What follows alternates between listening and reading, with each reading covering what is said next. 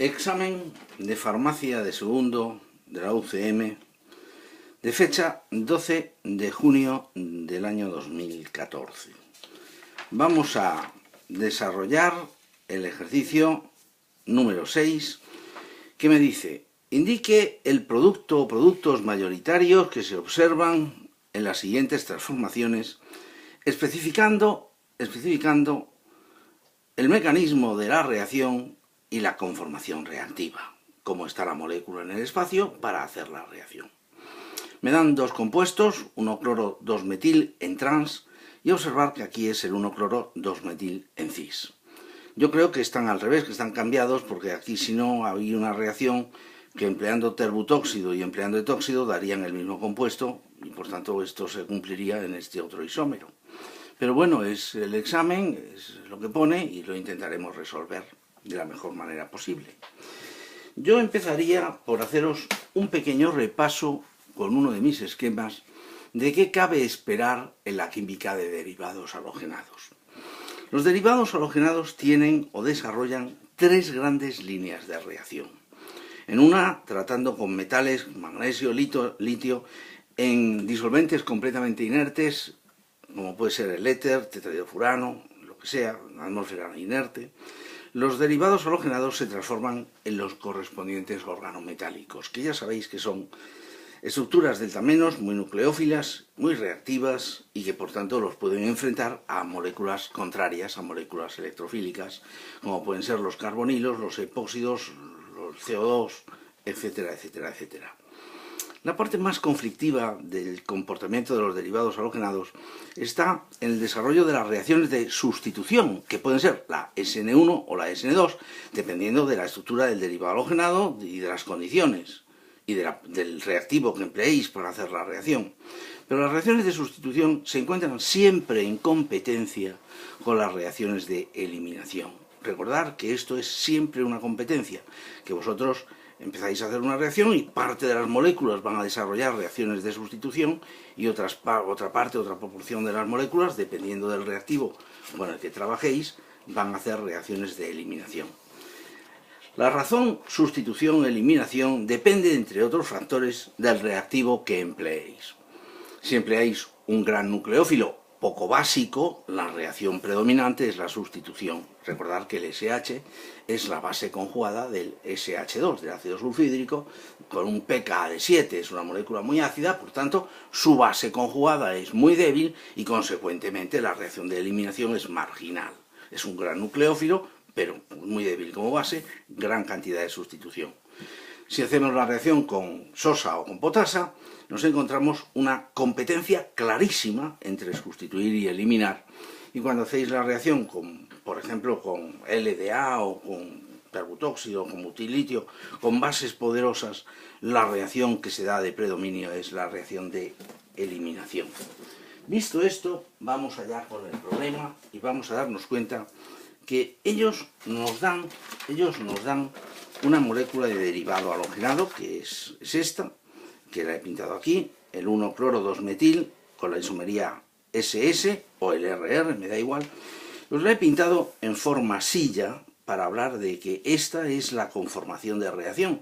Es cómo se tiene que disponer la molécula en el espacio para poder desarrollar las reacciones con las que nos vamos a enfrentar.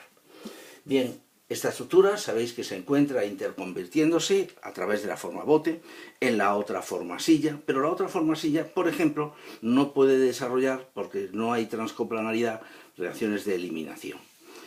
Bueno, esta es una de las moléculas. La otra molécula con la que voy a hacer la comparación, aquí tengo la trans, aquí tengo la cis, pero esta la vamos a dejar para más adelante. Y vamos a empezar con el problema. Me dicen que lo tengo que hacer reaccionar, que lo tenemos que hacer reaccionar con disulfuro de sodio. Aquí tenemos, vamos a ver, voy a pintarlo primero en forma plana, lo vamos a pintar en forma plana. Tenemos el cloro, lo tenemos en una cuña, el metilo lo tenemos por detrás y contaríamos con SCH3, poderoso nucleófilo con poquísima basicidad, contaríamos la reacción de sustitución. Como es una SN2, el centro esterogénico, lógicamente, el centro esterogénico se invierte. Si nosotros partimos de una molécula que creo que tenía ese centro esterogénico, lo voy a consultar, pero creo que era ABC, era R, aquí se ha convertido en un centro esterogénico S. Luego, a esta estructura la tratan, aquí teníamos un cloro, con dos reactivos. Uno es terbutóxido de potasio en alcohol terbutílico, lo voy a pintar desarrollado. Esto va a ser el terbutóxido de potasio, base fuerte, muy voluminosa, por tanto impedida, le cuesta trabajo acceder a los hidrógenos dentro de la molécula, le costaría trabajo coger el hidrógeno terciario. Pero vayamos por partes. Esto lo voy a pintar en 3D, vamos a pintarlo en 3D, recordad que el cloro y el metilo se encuentran en trans. Si lo vamos a pintar en 3D, para muchos de vosotros es un problema pintar una estructura de ciclohexano mínimamente tridimensional y visualizable y bonita y que se vea lo que hay que hacer.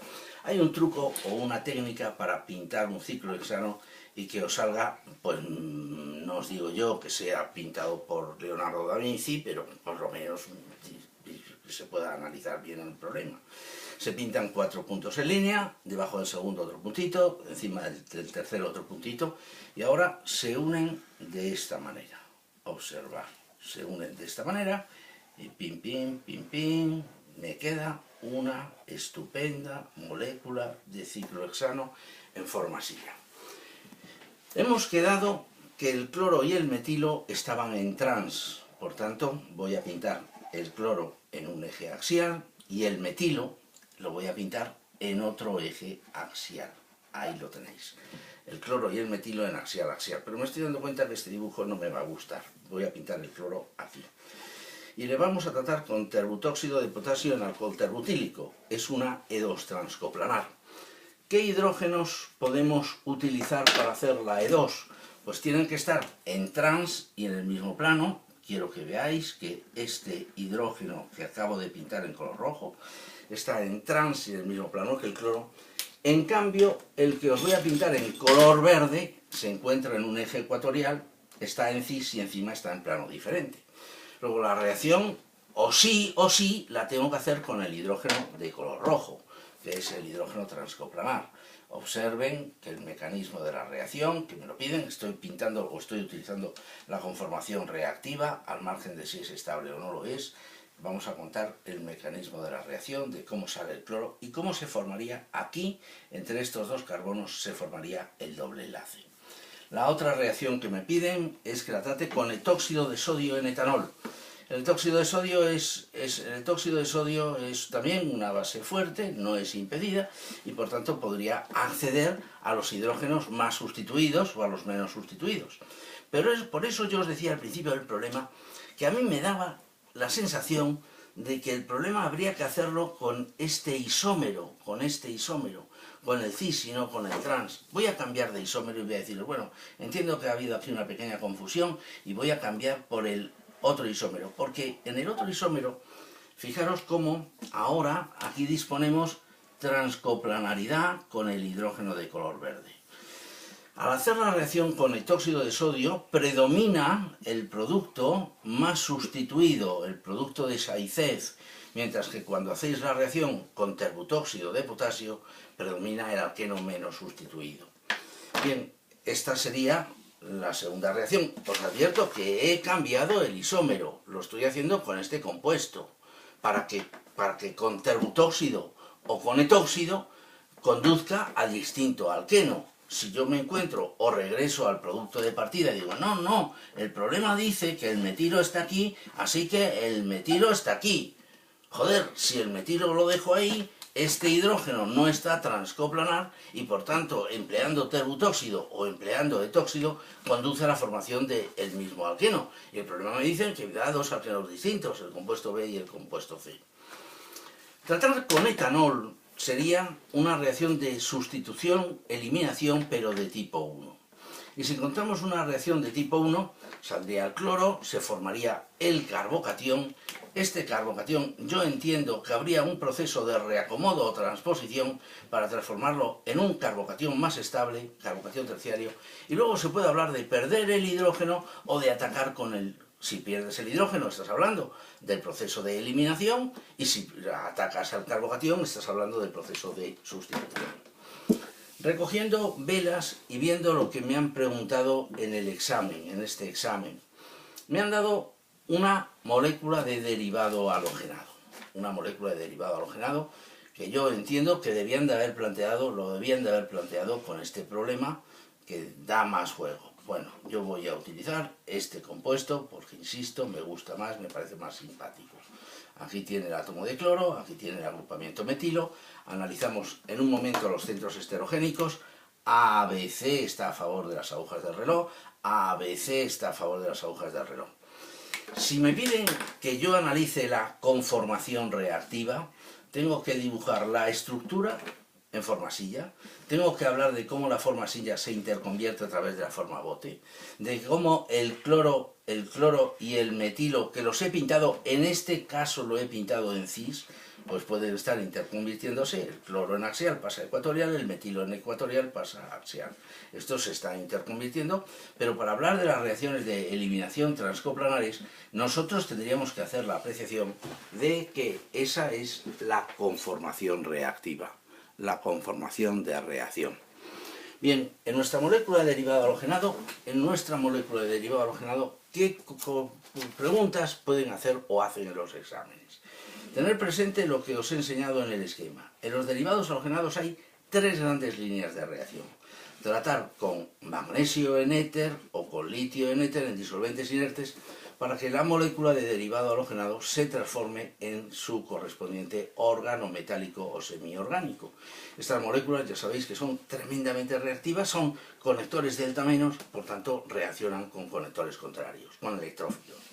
Hemos hablado de la competencia entre la sustitución y la eliminación. Estas dos reacciones se dan siempre de forma competitiva. Pero nosotros podemos hacer que predomine la sustitución o que predomine la eliminación. La sustitución la explica el concepto de la nucleofilia. Cuanto más nucleófilo, más sustitución, cuanto más básico, más eliminación.